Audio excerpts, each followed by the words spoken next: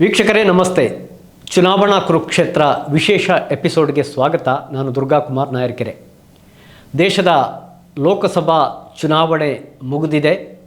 ನಿನ್ನೆಯಷ್ಟೇ ಮತ ಎಣಿಕೆಯೂ ಕೂಡ ನಡೆದಿದೆ. ಫಲಿತಾಂಶ ಘೋಷಣೆಯಾಗಿದೆ. 292 ಸ್ಥಾನಗಳೊಂದಿಗೆ ದೇಶದಲ್ಲಿ NDA ಒಕ್ಕೂಟ ಮುಂಚೂಣಿಯಲ್ಲಿದೆ. ಬಹುಮತದ ಹಂತವನ್ನು ದಾಟಿ ಮುನ್ನಡೆದಿದೆ. 232 ಸ್ಥಾನಗಳನ್ನು INDA ಒಕ್ಕೂಟ ಪಡೆದಿದೆ. ಕಾಂಗ್ರೆಸ್ ನೇತೃತ್ವದ ಒಕ್ಕೂಟ 18 ಸ್ಥಾನಗಳನ್ನು ಇತರ ಪಕ್ಷದವರು ಪಡೆದಿದ್ದಾರೆ. ದಕ್ಷಿಣ ಕನ್ನಡ ಲೋಕಸಭಾ ಕ್ಷೇತ್ರದಲ್ಲಿ ಮತ್ತೆ BJP ವಿಜಯ ಪತಾಕೆಯನ್ನು ಹಾರಿಸಿದೆ. ಕ್ಯಾಪ್ಟನ್ ಬ್ರಿಜೇಶ್ ಚೌಟ BJP ಅಭ್ಯರ್ಥಿಯಾಗಿ ಸ್ಪರ್ಧೆ ಮಾಡಿದರು, ಗೆಲುವು ಸಾಧಿಸಿದ್ದಾರೆ. ಸರಿಸುಮಾರು 1.5 ಲಕ್ಷ ಮತಗಳ ಅಂತರದಲ್ಲಿ ಗೆದ್ದಿದ್ದಾರೆ. ಆ ಮೂಲಕ ಈ ಮೊದಲು ಮಂಗಳೂರು ಮತ್ತು ಆ ಬಳಿಕ ದಕ್ಷಿಣ ಕನ್ನಡ ಲೋಕಸಭಾ ಕ್ಷೇತ್ರದಲ್ಲಿ 9 ಬಾರಿ ಗೆದ್ದ ಕಾಂಗ್ರೆಸ್ ದಾಖಲೆಯನ್ನು BJP ಕೂಡ ಸರಿಗಟ್ಟಿದೆ. 9ನೇ ಬಾರಿಗೆ ಇಲ್ಲಿ BJP ಮತ್ತೆ ವಿಜಯವನ್ನು ಗಳಿಸಿ ಕಮಲದ ಕಮಾಲ್ನೊಂದಿಗೆ ಮತ್ತೆ ವಿಜೃಂಭಿಸಿದೆ. ಹಾಗಾದರೆ ಈ ಒಂದು ದಕ್ಷಿಣ ಕನ್ನಡ ಲೋಕಸಭಾ ಕ್ಷೇತ್ರದಲ್ಲಿರುವಂಥ ಸುಳ್ಯ ವಿಧಾನಸಭಾ ಕ್ಷೇತ್ರದಲ್ಲಿ ಈ ಬಾರಿ ಫಲಿತಾಂಶ ಯಾವ ರೀತಿಯ ಚಿತ್ರಣಗಿತ್ತು, ಎಷ್ಟು ಬೂತ್ಗಳಲ್ಲಿ BJP ಲೀಡ್ ಪಡೆದುಕೊಂಡಿದೆ, ಎಷ್ಟು ಬೂತ್ಗಳಲ್ಲಿ ಕಾಂಗ್ರೆಸ್ ಲೀಡ್ ಪಡೆದಿದೆ, ಯಾವ ಬೂತ್ಗಳಲ್ಲಿ ಹೆಚ್ಚು ಕಾಂಗ್ರೆಸ್ ಲೀಡ್ ಪಡೆದದ್ದು, ಯಾವ ಬೂತ್ಗಳಲ್ಲಿ ಹೆಚ್ಚು BJP ಲೀಡ್ ಪಡೆದಿರುವಂಥದ್ದು, ಲೀಡ್ಗಳ ಅಂತರದ ಸಂಖ್ಯೆ, ಜೊತೆಗೆ ನೋಟಾ ಮತದಾನ ಯಾವ ಬೂತ್ನಲ್ಲಿ ಹೆಚ್ಚು ಯಾವ ಬೂತ್ನಲ್ಲಿ ಕಡಿಮೆ, ಈ ಎಲ್ಲ ವಿಚಾರಗಳನ್ನು ಈ ಒಂದು ವಿಶೇಷ ಎಪಿಸೋಡ್ನಲ್ಲಿ ನಾವು ನಮ್ಮ ವೀಕ್ಷಕರಿಗೆ ನೀಡ್ತಾ ಇದ್ದೇವೆ. ವೀಕ್ಷಕರೇ, ಈ ಬಾರಿಯ ದಕ್ಷಿಣ ಕನ್ನಡ ಲೋಕಸಭಾ ಕ್ಷೇತ್ರದಲ್ಲಿ 9 ಮಂದಿ ಕಣದಲ್ಲಿದ್ದರು.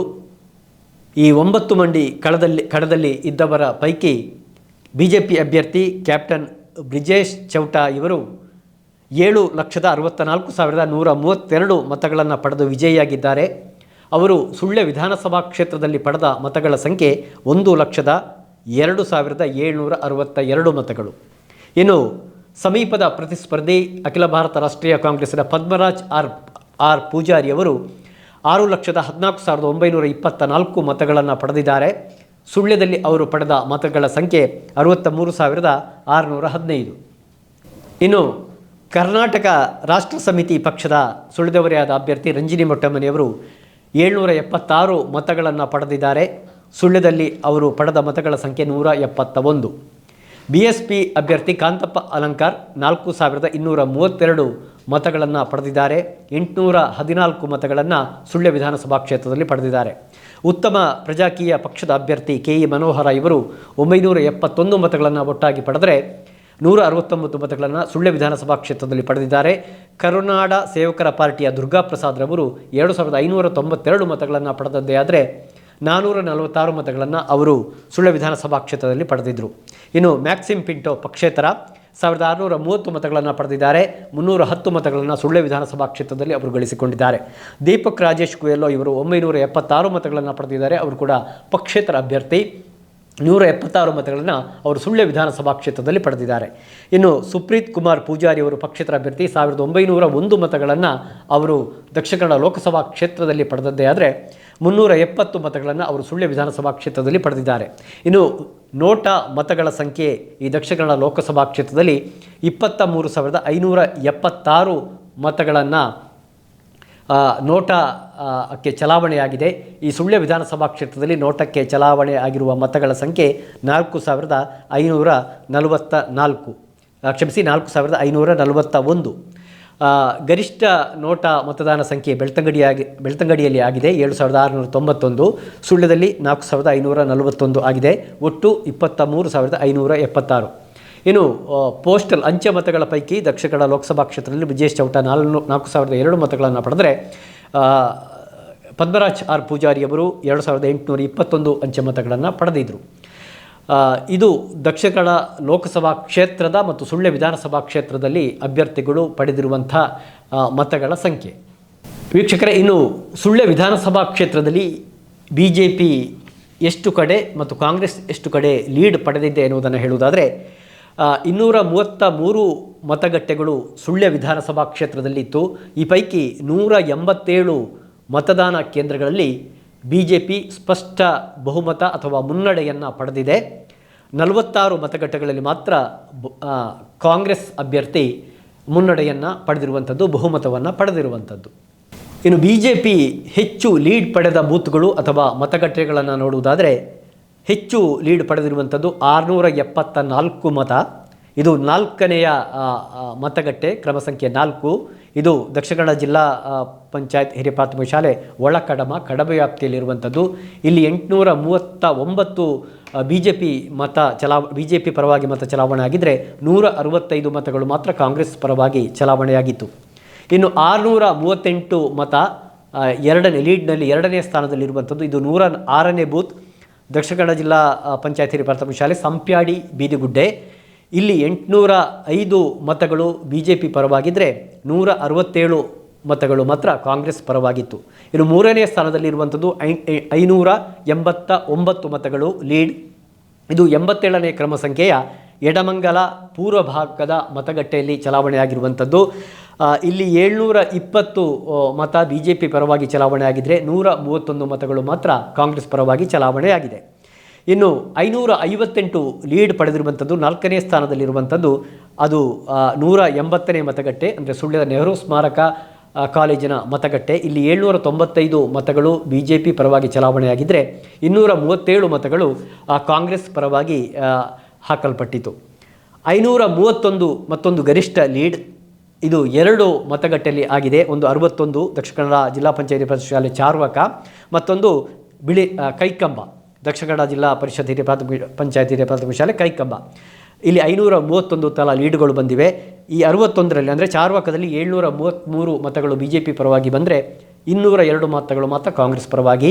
112ನೇಯ ಅಂದರೆ ಕೈಕಂಬ ಬೂತ್ನಲ್ಲಿ 704 ಮತಗಳು ಕ್ಯಾಪ್ಟನ್ ಬ್ರಿಜೇಶ್ ಚೌಟ ಅವರ ಪರವಾಗಿದ್ದರೆ 173 ಮಾತ್ರ ಪದ್ಮರಾಜ್ ಪೂಜಾರಿಯವರ ಪರವಾಗಿತ್ತು. ವೀಕ್ಷಕರೇ, ಇನ್ನು BJP ಅತಿ ಕಡಿಮೆ ಲೀಡ್ ಪಡೆದ ಮತಗಟ್ಟೆಗಳನ್ನು ಹೇಳುವುದಾದರೆ 2 ಮತದ ಲೀಡ್ ಪಡೆದಿರುವಂಥದ್ದು. ಅದು 17ನೇ ಮತಗಟ್ಟೆ, ಪಾಂಡಿಬೆಟ್ಟು ಕೋಣಾಲು ಉತ್ತರ ಭಾಗದ ಮತಗಟ್ಟೆಯಲ್ಲಿ ಕಡವ್ಯಾಪ್ತಿಯಲ್ಲಿದೆ. 323 BJP ಪಡೆದಿರುವ ಸಂಖ್ಯೆ, 321 ಕಾಂಗ್ರೆಸ್ ಅಭ್ಯರ್ಥಿ ಪಡೆದಿರುವ ಮತದ ಸಂಖ್ಯೆ.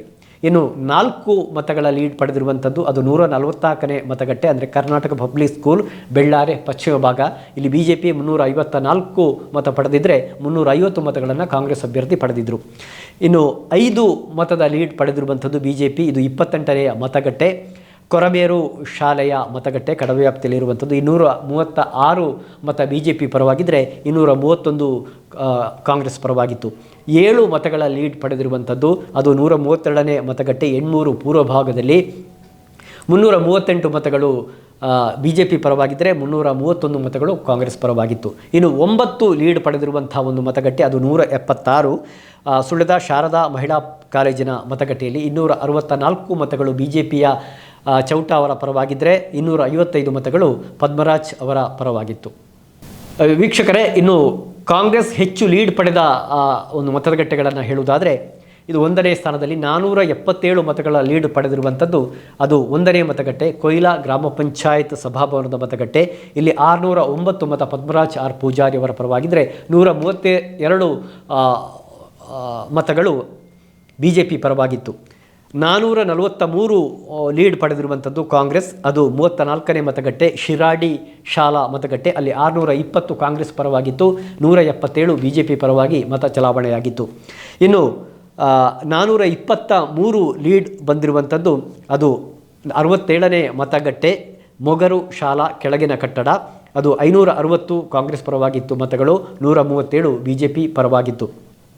381 ಮತ್ತೊಂದು ಹೆಚ್ಚು ಲೀಡ್ ಪಡೆದಂಥದ್ದು ಕಾಂಗ್ರೆಸ್. ಇದು 42ನೇ ಮತಗಟ್ಟೆ, ಐತೂರು ಸುಂಕದಗಟ್ಟೆ ಶಾಲೆಯ ಮತಗಟ್ಟೆ.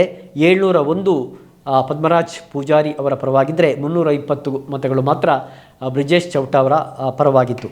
ಇನ್ನು 379 ಲೀಡ್ ಪಡೆದಿರುವಂಥದ್ದು 5ನೇ ಸ್ಥಾನದಲ್ಲಿ ಲೀಡ್ನಲ್ಲಿ ಕಾಂಗ್ರೆಸ್ ಲೀಡ್ನಲ್ಲಿ. 7ನೇ ಮತಗಟ್ಟೆ, ದಕ್ಷಿಣ ಕನ್ನಡ ಜಿಲ್ಲಾ ಪಂಚಾಯತ್ ಹಿರಿಯ ಪ್ರಾಥಮಿಕ ಶಾಲೆ ರಾಮಕುಂಜ ದಕ್ಷಿಣ ಭಾಗ. ಇಲ್ಲಿ 619 ಮತಗಳು ಕಾಂಗ್ರೆಸ್ ಪರವಾಗಿದ್ದರೆ 240 ಮತಗಳು BJP ಪರವಾಗಿತ್ತು. ಇನ್ನು ಕಾಂಗ್ರೆಸ್ ಅತಿ ಕಡಿಮೆ ಲೀಡ್ ಪಡೆದಿರುವಂಥ ಮತ ಕೇಂದ್ರಗಳು 4 ಲೀಡ್ ಪಡೆದಿರುವಂಥದ್ದು ಅದು 225 ಶಾರದಾ ಅನುದಾನಿತ ಕಿರಿಯ ಪ್ರಾಥಮಿಕ ಶಾಲೆ ಗೂನಡ್ಕ ಉತ್ತರ ಭಾಗ. ಇಲ್ಲಿ 402 ಕಾಂಗ್ರೆಸ್ ಅಭ್ಯರ್ಥಿ ಪಡೆದಿದ್ದರೆ 398 ಮತಗಳನ್ನು ಬಿ ಜೆ ಪಿ ಅಭ್ಯರ್ಥಿ ಪಡೆದಿದ್ದರು. 5 ಮತಗಳ ಲೀಡ್ ಪಡೆದಿರುವಂಥದ್ದು 15ನೇ ಮತಗಟ್ಟೆಯಲ್ಲಿ ದಾಕಾಜಿಪ ಶಾಲೆ ಕೋಣಾಲು ಉತ್ತರ ಭಾಗ. ಇಲ್ಲಿ 433 ಮತಗಳನ್ನು ಕಾಂಗ್ರೆಸ್ ಅಭ್ಯರ್ಥಿ ಪಡೆದಿದ್ದರೆ 428 ಮತಗಳನ್ನು ಚೌಟ ಅವರು ಪಡೆದಿದ್ದರು. 26 ಲೀಡ್ ಬಂದಿರುವಂಥದ್ದು 226ನೇ ಮತಗಟ್ಟ ಕಲ್ಲುಗುಂಡಿ ಸಂಪಾಜೆ ಹಳೆ ಕಟ್ಟಡ. ಇಲ್ಲಿ 287 ಕಾಂಗ್ರೆಸ್ ಅಭ್ಯರ್ಥಿ ಪಡೆದಿದ್ದರೆ 261 ಮತಗಳನ್ನು ಬಿ ಜೆ ಪಿ ಅಭ್ಯರ್ಥಿ ಪಡೆದಿದ್ದಾರೆ. 41 ಮತಗಳ ಲೀಡ್ ಬಂದಿರುವಂಥದ್ದು ಕಾಂಗ್ರೆಸ್ಗೆ, ಅದು 168ನೇ ಮತಗಟ್ಟೆ ಸರ್ಕಾರಿ ಪ್ರೌಢಶಾಲೆ ದುಗರ್ಡ್ಕ. 331 ಮತ ಕಾಂಗ್ರೆಸ್ ಪರವಾಗಿದ್ದರೆ 290 ಮತಗಳು ಅದು ಬಿ ಜೆ ಪಿ ಪರವಾಗಿತ್ತು. ಇನ್ನು 51 ಮತಗಳ ಲೀಡ್ ಪಡೆದಿರುವಂಥದ್ದು 77ನೇ ಅಂದರೆ ಪೆರುವಾಜೆ ಪಶ್ಚಿಮ ಭಾಗದಲ್ಲಿ 398 ಮತಗಳು ಕಾಂಗ್ರೆಸ್ ಪರವಾಗಿತ್ತು, 347 ಮತಗಳು ಚೌಟ ಅವರ ಪರವಾಗಿತ್ತು. ಆತ್ಮೀಯ ವೀಕ್ಷಕರೇ, ಇನ್ನು ಮತಗಟ್ಟೆಗಳ ಪೈಕಿ ಬಿ ಜೆ ಪಿ ಅತಿ ಹೆಚ್ಚು ಮತವನ್ನು ಪಡೆದ ಕೇಂದ್ರಗಳನ್ನು ಹೇಳುವುದಾದರೆ ಪ್ರಥಮ ಸ್ಥಾನದಲ್ಲಿರುವುದು 839. ಇಲ್ಲಿ 1029 ಮತಗಳು ಚಲಾಯಿಸಲ್ಪಟ್ಟಿತು. 4ನೆಯ ಮತಗಟ್ಟೆ ದಾಕಾಜಿಪ ಶಾಲೆ ಒಳಕಡಮ, ಇದು ಪ್ರಥಮ ಸ್ಥಾನದಲ್ಲಿರುವಂಥದ್ದು, ಬಿ ಜೆ ಪಿ ಗರಿಷ್ಠ ಮತಗಳನ್ನು ಪಡೆದಿದೆ. ಇನ್ನು 1027 ಮತಗಳಿದ್ದಂಥದ್ದು 106ನೇ ಮತಗಟ್ಟೆ ಸಂಪ್ಯಾಡಿ ಬೀದುಗುಡ್ಡೆ. ಇಲ್ಲಿ 805 ಮತಗಳನ್ನು ಬಿ ಜೆ ಪಿ ಅಭ್ಯರ್ಥಿ ಚೌಟ ಅವರು ಪಡೆದಿದ್ದಾರೆ. 1060 ಮತಗಳಿದ್ದಂಥದ್ದು ಮತಗಳು ಚಲಾವಣೆ ಆಗಿರುವಂಥದ್ದು 180ನೇ ಮತಗಟ್ಟೆ ನೆಹರು ಮೆಮೋರಿಯಲ್ ಕಾಲೇಜು ಸುಳ್ಯ. ಇಲ್ಲಿ 795 ಮತಗಳನ್ನು ಬಿ ಜೆ ಪಿ ಅಭ್ಯರ್ಥಿ ಚೌಟ ಅವರು ಪಡೆದಿದ್ದರು. 162ನೆಯ ಮತಗಟ್ಟೆಯ ಸಂಖ್ಯೆ ನಾರಣಕಜೆ ಶಾಲೆ. ಇಲ್ಲಿ 1116 ಮತಗಳು ಚಲಾಯಿಸಲ್ಪಟ್ಟಿದ್ದು. ಈ ಪೈಕಿ 793 ಮತಗಳನ್ನು ಬಿ ಜೆ ಪಿ ಅಭ್ಯರ್ಥಿ ಪಡೆದು ಗರಿಷ್ಠ ಮತಗಳನ್ನು ಪಡೆದುಕೊಂಡಿದ್ದಾರೆ. 111ನೇ ಮತಗಟ್ಟೆ ಗೋಪಾಲಕೃಷ್ಣ ಪ್ರೌಢಶಾಲೆ ಬಿಳಿನೆಲೆ ದಕ್ಷಿಣ ಭಾಗ. ಇಲ್ಲಿ 1127 ಮತದಾರರಿದ್ದರು. ಆ ಪೈಕಿ 748 ಮತಗಳನ್ನು ಬಿ ಜೆ ಪಿ ಅಭ್ಯರ್ಥಿ ಪಡೆದುಕೊಂಡಿದ್ದಾರೆ. ಇನ್ನು ಬಿ ಜೆ ಪಿ ಅತಿ ಕಡಿಮೆ ಮತವನ್ನು ಪಡೆದುಕೊಂಡಿರುವಂತಹ ಒಂದು ಮತಗಟ್ಟೆಗಳನ್ನು ನೋಡುವುದಾದರೆ 691 ಮತ ಚಲಾಯಿಸಲ್ಪಟ್ಟಿದ್ದದ್ದು 2ನೆಯ ಮತಗಟ್ಟೆ ಕೊಯ್ಲಾ ಕೆಸಿ ಫಾರ್ಮ್ ಪೂರ್ವ ಭಾಗದಲ್ಲಿ. ಇಲ್ಲಿ ಕೇವಲ 65 ಮತಗಳನ್ನು ಮಾತ್ರ ಬಿ ಜೆ ಪಿ ಪಡೆದುಕೊಂಡಿದೆ. 35ನೇ ಮತಗಟ್ಟೆ ಅಡ್ಡಹೊಳೆ, ಇದು 442 ಮತ ಚಲಾಯಿಸಲ್ಪಟ್ಟಿತು. 79 ಮತಗಳನ್ನು ಮಾತ್ರ ಬಿ ಜೆ ಪಿ ಅಭ್ಯರ್ಥಿ ಪಡೆದುಕೊಂಡಿದ್ದಾರೆ. ಇನ್ನು ಗಾಂಧಿನಗರ 171ನೇ ಮತಗಟ್ಟೆ ಸಂಖ್ಯೆ ಸುಳ್ಯದ ಗಾಂಧಿನಗರ ಪದವಿ ಪೂರ್ವ ಕಾಲೇಜು. ಇಲ್ಲಿ 499 ಮತಗಳಿತ್ತು. 496 ಮತಗಳನ್ನು ಮಾತ್ರ ಚೌಟ ಅವರು ಪಡೆದುಕೊಂಡಿದ್ದಾರೆ. ಇನ್ನು 16ನೆಯ ಮತಗಟ್ಟೆ ಸಂಖ್ಯೆ ಪಾಂಡಿಬೆಟ್ಟು ಕೋಣಾಲು ದಕ್ಷಿಣ ಭಾಗ. ಇಲ್ಲಿ 538 ಮತ ಚಲಾಯಿಸಲ್ಪಟ್ಟಿತು. 100 ಮತಗಳನ್ನು ಮಾತ್ರ ಬಿ ಜೆ ಪಿ ಅಭ್ಯರ್ಥಿ ಪಡೆದಿದ್ದಾರೆ. 150ನೇ ಮತಗಟ್ಟೆ ನಿಡುವೆ. ಇಲ್ಲಿ 182 ಮತ ಚಲಾಯಿಸಲ್ಪಟ್ಟಿತ್ತು. ಇದರಲ್ಲಿ 105 ಮತಗಳನ್ನು ಬಿ ಜೆ ಪಿ ಅಭ್ಯರ್ಥಿ ಚೌಟ ಅವರು ಪಡೆದುಕೊಂಡಿದ್ದಾರೆ.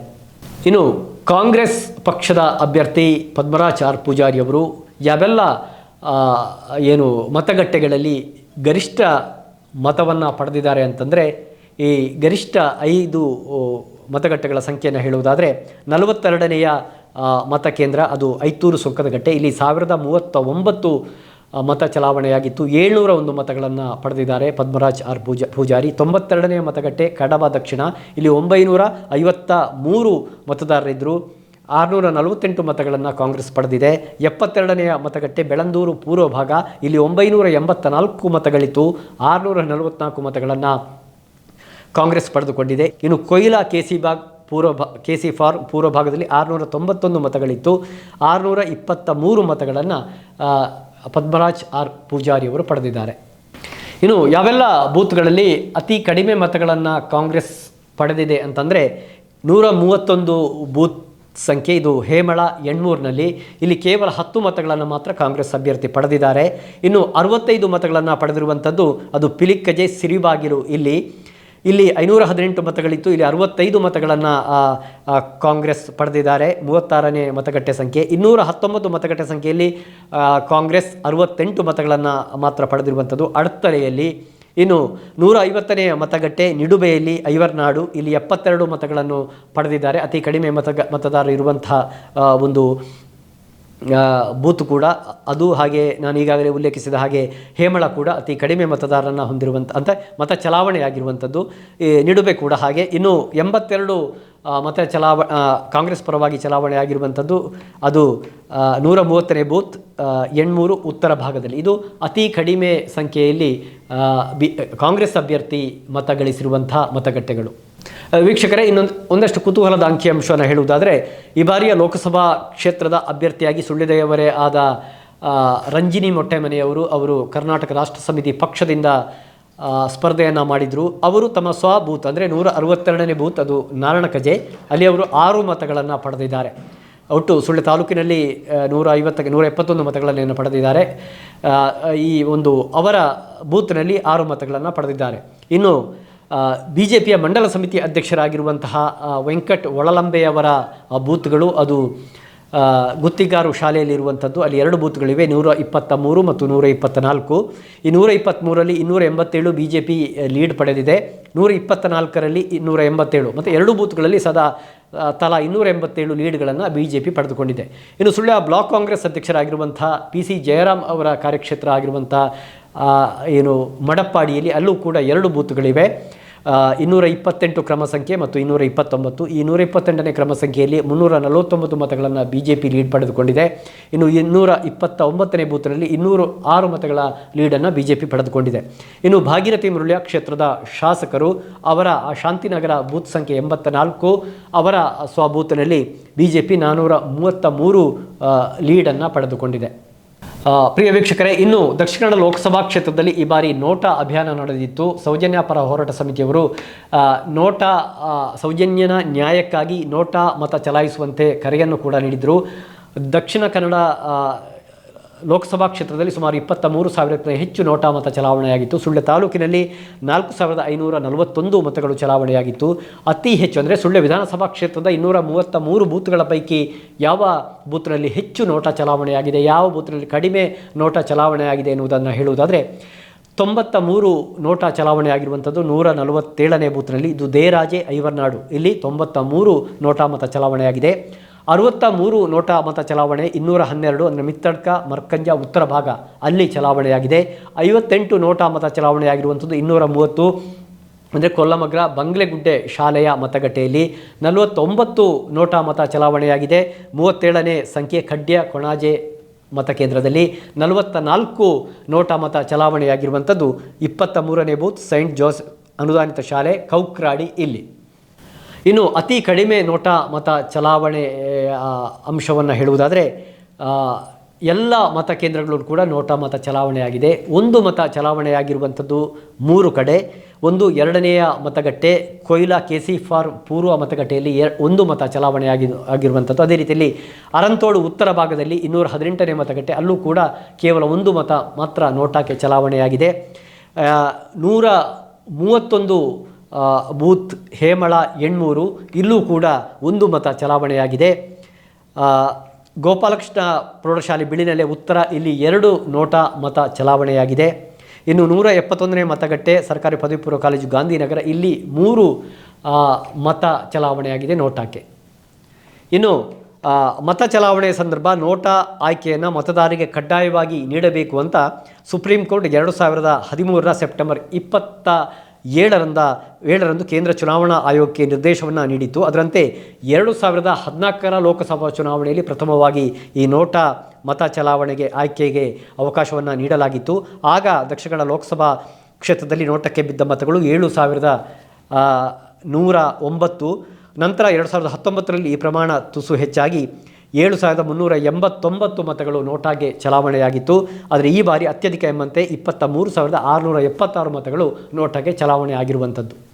ಇನ್ನು ದಕ್ಷಿಣ ಕನ್ನಡ ಲೋಕಸಭಾ ಕ್ಷೇತ್ರದಲ್ಲಿ ಶೇಕಡಾವಾರು ಮತ ಪ್ರಮಾಣ ಪಕ್ಷವಾರು ನೋಡುವುದಾದರೆ, ಇಲ್ಲಿ ಒಟ್ಟು ಚಲಾಯಿತ ಮತಗಳು 14,15,770 ಆಗಿತ್ತು. ಈ ಪೈಕಿ BJP 53.97 ಮತ ಪ್ರಮಾಣವನ್ನು, ಅಂದರೆ ಸರಾಸರಿಯ ಪ್ರಮಾಣವನ್ನು BJP ಪಡೆದುಕೊಂಡಿದೆ. ಈ ಹಿಂದಿನ ಚುನಾವಣೆಗೆ ಹೋಲಿಸಿದರೆ ಇದು 3.58 ಕಡಿಮೆ ಪ್ರಮಾಣ.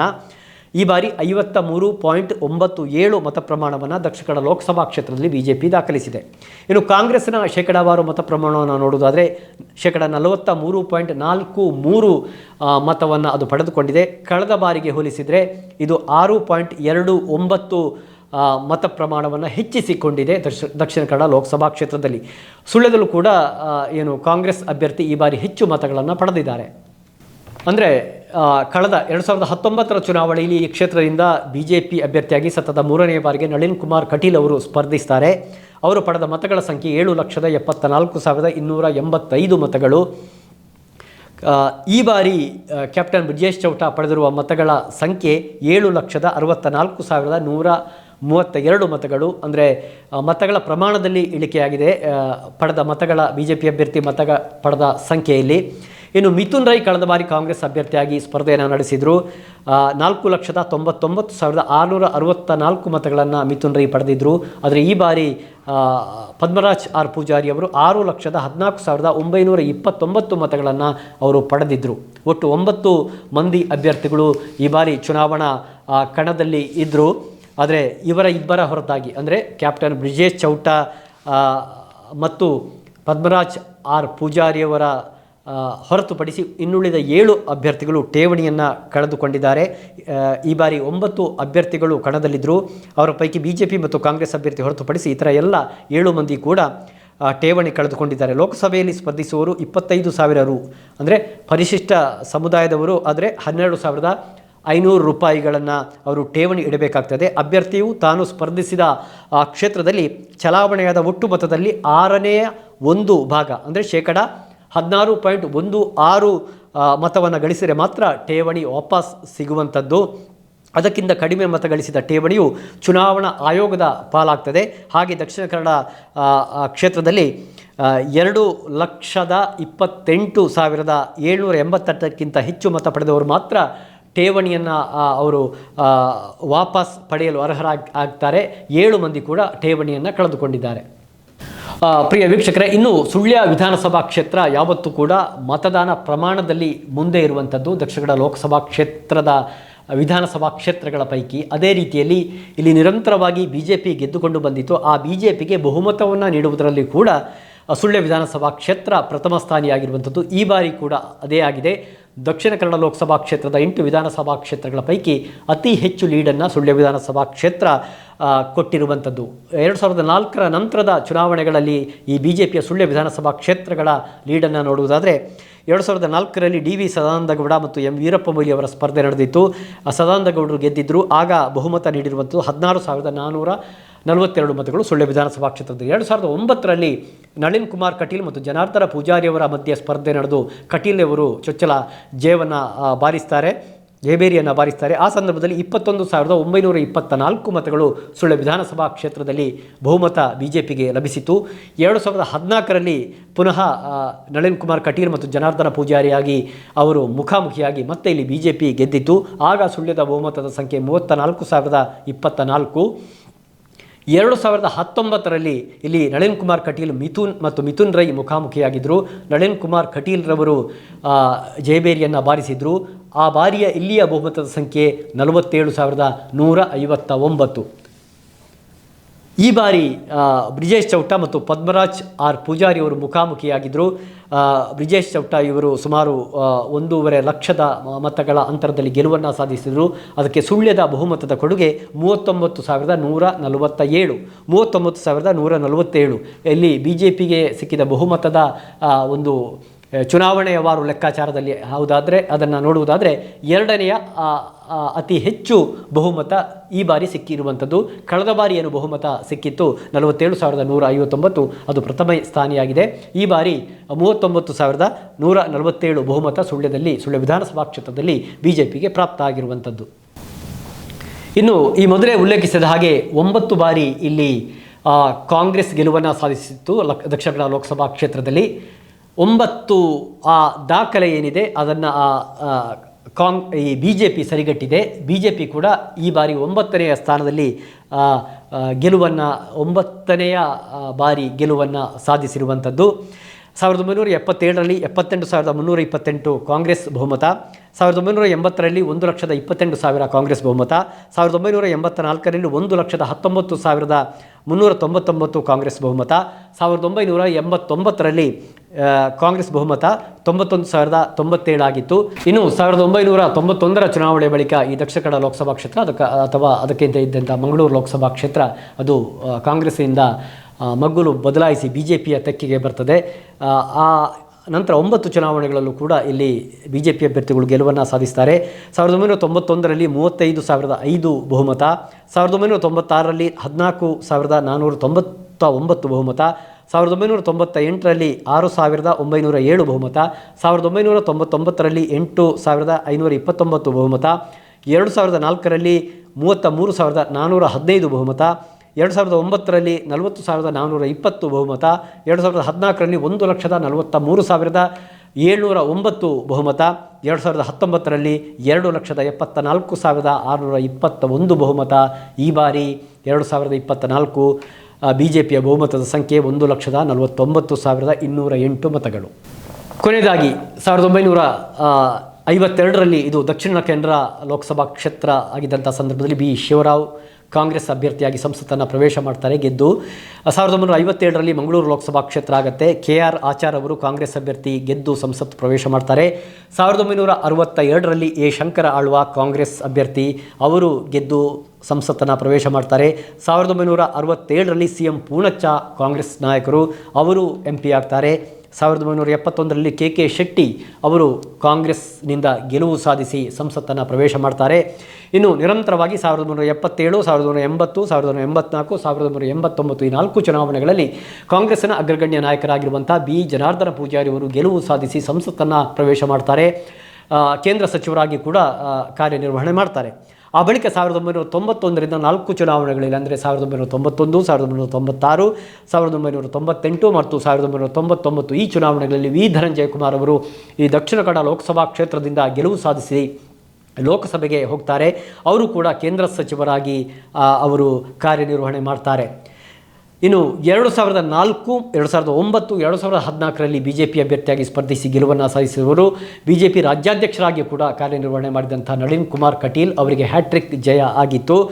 ಅವರು ಸಂಸತ್ ಸದಸ್ಯರಾಗಿ 15 ವರ್ಷಗಳ ಕಾಲ ಸೇವೆಯನ್ನು ಸಲ್ಲಿಸಿದರು. ಇದೀಗ ಕ್ಯಾಪ್ಟನ್ ಬ್ರಿಜೇಶ್ ಚೌಟ ಇವರು ಕಾಂಗ್ರೆಸ್ ಅಭ್ಯರ್ಥಿ ಪದ್ಮರಾಜ್ R. ಪೂಜಾರಿ ಅವರನ್ನು ಪರಾಭವಗೊಳಿಸಿ 1,49,000ಕ್ಕಿಂತ ಅಂದರೆ 208 ಮತಗಳಿಂದ ಪರಾಭವಗೊಳಿಸಿ ಅವರು ಈ ಬಾರಿ ಸಂಸತ್ತನ್ನು ಪ್ರವೇಶ ಮಾಡಿದ್ದಾರೆ. ಚೊಚ್ಚಲ ಒಂದು ಹೊಸ ಮುಖ BJP ಪಾಲಿಗೆ ಮತ್ತೆ 1.5 ಲಕ್ಷದ ಅಂತರದೊಂದಿಗೆ ಸಂಸತ್ತನ್ನು ಪ್ರವೇಶ ಮಾಡಿದ್ದಾರೆ. ಪ್ರಿಯ ವೀಕ್ಷಕರೇ, ಚುನಾವಣಾ ಕುರುಕ್ಷೇತ್ರದ ಮೂಲಕ ಈ ಚುನಾವಣೆ ಘೋಷಣೆಯಾದ ದಿನದಿಂದ ಈ ಕ್ಷೇತ್ರದ ಇತಿಹಾಸ ಇರ್ಬೋದು, ಸುಳ್ಯ ವಿಧಾನಸಭಾ ಕ್ಷೇತ್ರದ ಇತಿಹಾಸ ಇರ್ಬೋದು, ಸಂಸತ್ ಸದಸ್ಯರಾಗಿ ಯಾರೆಲ್ಲ ಸ್ಪರ್ಧೆ ಮಾಡಿದ್ದಾರೆ, ಎಷ್ಟು ಮತ ಪಡೆದಿದ್ದಾರೆ, ಯಾರೆಲ್ಲ ಗೆದ್ದಿದ್ದಾರೆ ಎನ್ನುವ ಅಂಶಗಳನ್ನು ಈ ಚುನಾವಣಾ ಕುರುಕ್ಷೇತ್ರದ ಮೂಲಕ ನಾವು ಜನರ ವೀಕ್ಷಕರ ಮುಂದೆ ಇಟ್ಟಿದ್ದೇವೆ. ಅದೇ ರೀತಿಯಲ್ಲಿ ಚುನಾವಣಾ ಕುರುಕ್ಷೇತ್ರ ಎನ್ನುವಂಥ ಚರ್ಚೆ ಸಂವಾದಗಳ ಮೂಲಕ ಬೇರೆ ಬೇರೆ ಊರುಗಳಲ್ಲಿ ನಾವು ಕಾರ್ಯಕ್ರಮಗಳನ್ನು ನಡೆಸಿದ್ದೇವೆ. ಮೊನ್ನೆಯಷ್ಟೇ ಮತದಾನ ಆಗುವಂಥ ಸಂದರ್ಭದಲ್ಲಿ ನೇರ ಪ್ರಸಾರದ ಮೂಲಕ ಮತದಾನ ಪ್ರಮಾಣವನ್ನು ದಾಖಲಿಸಿದ್ದೇವೆ, ಅಭಿಪ್ರಾಯಗಳನ್ನು ನೀಡಿದ್ದೇವೆ. ಅದರ ಜೊತೆಯಲ್ಲಿ ಪ್ರತಿಕ್ರಿಯೆಗಳನ್ನು ಕೂಡ ಸುದ್ದಿ ಚಾನಲ್ನಲ್ಲಿ ಪ್ರಕಟ ಆಗಿದೆ. ನಿನ್ನೆಯಷ್ಟೇ ನೇರ ಪ್ರಸಾರದ ಮೂಲಕ ಈ ಒಂದು ಚುನಾವಣಾ ಮತ ಎಣಿಕೆಯ ಕಾರ್ಯವನ್ನು ಕೂಡ ನಾವು ಪ್ರಸಾರ ಮಾಡಿದ್ವಿ.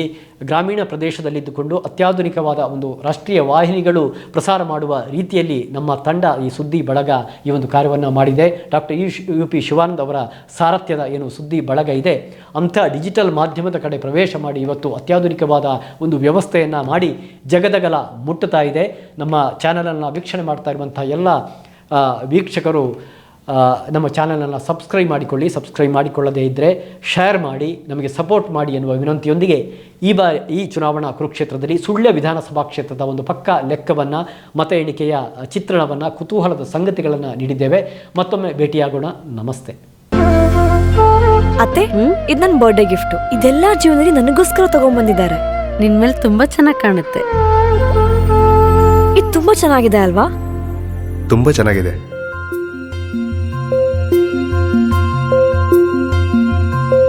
It will look really good on you. Amma? Huh? Mother is always son's first love.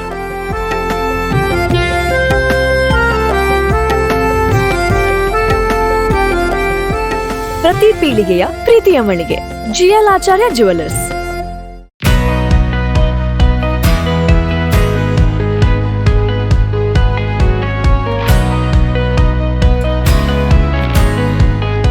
Kaveri garments ಸುಳ್ಯದಲ್ಲಿ ಕಳೆದ ಹಲವು ವರ್ಷಗಳಿಂದ ವಸ್ತ್ರ ಪಾರಂಪರೆಯಲ್ಲಿ ಗುಣಮಟ್ಟಕ್ಕೆ ಆದ್ಯತೆ ನೀಡುತ್ತಾ ಕಡಿಮೆ ಲಾಭಾಂಶ, ನಿಗದಿತ ದರದೊಂದಿಗೆ ಎಲ್ಲಾ ಪೀಳಿಗೆಯ ಗ್ರಾಹಕರ ವಿಶ್ವಾಸ ಗೆದ್ದ ನಮ್ಮೂರಿನ ಅತ್ಯಂತ ದೊಡ್ಡ ಏಕೈಕ ಫ್ಯಾಮಿಲಿ ಶೋರೂಮ್ ಕಾವೇರಿ ಗಾರ್ಮೆಂಟ್ಸ್. ಮದುವೆ, ಶುಭ ಸಮಾರಂಭಗಳ ಬಟ್ಟೆಗಳ ಅಪೂರ್ವ ಸಂಗ್ರಹದೊಂದಿಗೆ ಸದಾ ನಿಮ್ಮೊಂದಿಗೆ. ಭೇಟಿ ಕೊಡಿ, ಶ್ರೀರಾಮ್ಪೇಟೆ, ಗೋಪಿಕಾ ಬಿಲ್ಡಿಂಗ್, ಮುಖ್ಯ ರಸ್ತೆ, ಸುಳ್ಯ. Phone number 7760190562. ಭಾನುವಾರವೂ ತೆರೆದಿರುತ್ತದೆ.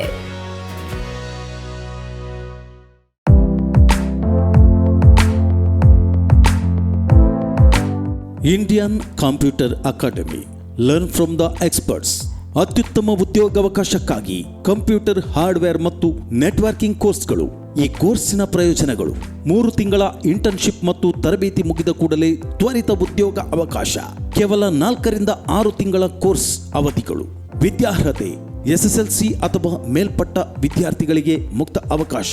ಹೆಚ್ಚಿನ ಮಾಹಿತಿಗಾಗಿ ಸಂಪರ್ಕಿಸಿ. ದೂರವಾಣಿ ಸಂಖ್ಯೆ 082422411314. ಮೊಬೈಲ್ 7848820414. ಇಂಡಿಯನ್ ಕಂಪ್ಯೂಟರ್ ಅಕಾಡೆಮಿ, 2ನೇ ಮಹಡಿ, ಅನ್ನಪೂರ್ಣೇಶ್ವರಿ ಬಿಲ್ಡಿಂಗ್, ಪಂಪ್ವೆಲ್, ಮ್ಯಾಂಗಳೂರು. 2005ರಲ್ಲಿ ಆರಂಭಗೊಂಡಿರುವ ಶಿಕ್ಷಣ ಸಂಸ್ಥೆ ಇಂಡಿಯನ್ ಕಂಪ್ಯೂಟರ್ ಅಕಾಡೆಮಿ.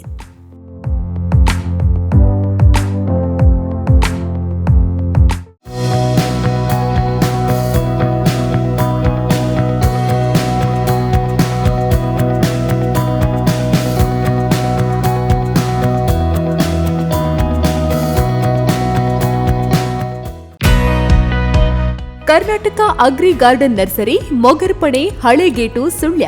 ನಮ್ಮಲ್ಲಿ ಉತ್ತಮ ತಳಿಯ ಹೈಬ್ರಿಡ್ ತೆಂಗಿನ ಗಿಡಗಳು ಹಾಗೂ ಉತ್ತಮ ತಳಿಯ ಅಡಿಕೆ ಗಿಡಗಳಾದ ಇಂಟರ್ ಮಂಗಳ, ಮೋಹಿತ್ ನಗರ, ಸೈಗಾವ್, ರತ್ನಗಿರಿ, ಸುಮಂಗಲ, ಊರಿನ ಮಂಗಳ ಹಾಗೂ ಗೇರು ತಳಿಗಳು ಮತ್ತು ಕಸಿ ಜಾಯಿಕಾಯಿ ಗಿಡಗಳು, ವಿವಿಧ ರೀತಿಯ ಹಣ್ಣಿನ ಗಿಡಗಳು, ಕಾಳು ಮೆಣಸಿನ ಕಸಿ ಗಿಡ, ಪಣಿಯೂರು 7 ಲಭ್ಯವಿದೆ ಹಾಗೂ ಶಾಂತಮಂಗಲ ಅಡಿಕೆ ಗಿಡಗಳು ಲಭ್ಯ.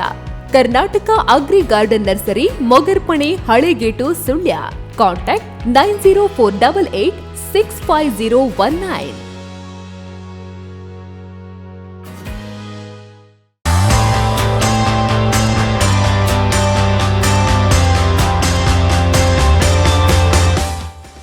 ಸುಳ್ಯದ ಶಿವಕೃಪಾ ಕಲಾ ಮಂದಿರದಲ್ಲಿ ಆರಂಭಗೊಂಡಿದೆ ಮಾಧವರತ್ನ ಬಿಗ್ ಬಜಾರ್ ರವರ ಬೇಸಿಗೆಯ ರಿಯಾಯಿತಿ ಬಂಪರ್ ಮಾರಾಟ.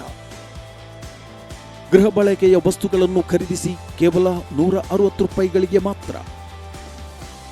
ಮಕ್ಕಳ, ಮಹಿಳೆಯರ, ಪುರುಷರ ಬಟ್ಟೆ ಬರೆಗಳನ್ನು ಖರೀದಿಸಿ ಕೇವಲ ₹220 ಮಾತ್ರ.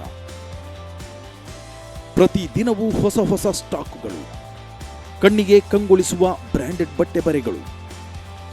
ಒಂದೇ ಸೂರಿನಡಿಯಲ್ಲಿ ಸುಮಾರು 1000ಕ್ಕಿಂತಲೂ ಹೆಚ್ಚು ವಿವಿಧ ಬಗೆಯ ಐಟಂಗಳು ಲಭ್ಯವಿರುವ ಮಳಿಗೆ ಮಾಧವರತ್ನ ಬಿಗ್ ಬಜಾರ್.